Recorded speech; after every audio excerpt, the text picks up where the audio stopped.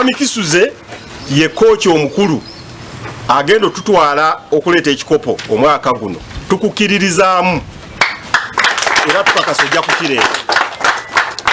Ajja kuba ayambibwa omwami Sekitto Sam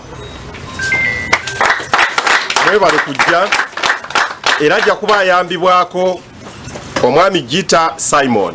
Mugende nga mukitegedde nti tuzze kwetabamu, tuzze kutwala kikopo obanga twavula obanga tuyimiridde. Ebudu twetaba bwetabi mu bintu. Njagala n'okusaba balina obusobozi okunoonya ssente ku mitimbagano mu kikole ey'effujjo. Omulundi oguyise tetwawangula. Amasasa gonna galowooza tugenda kukola effujjo, tugenda kwekalakaasa. Naye bannabuddu mulina kye mwakola ekitabangawo.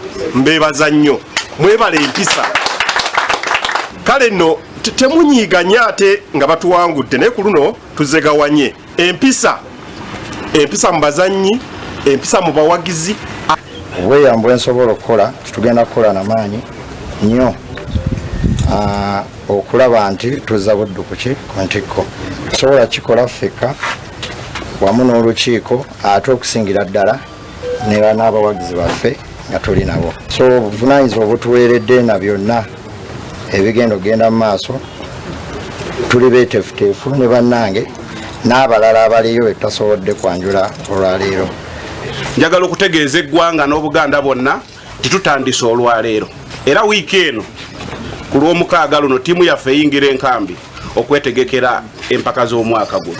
Ayo yaffe biraga nnyo nti omwaka oguliko mukaaga tukolera ddala.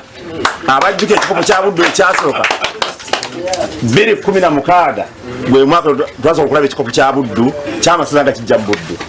Ssebo Pooke tukakasa omwaka guno gwa buwanguzi era ekikopo kiri mu Buddu.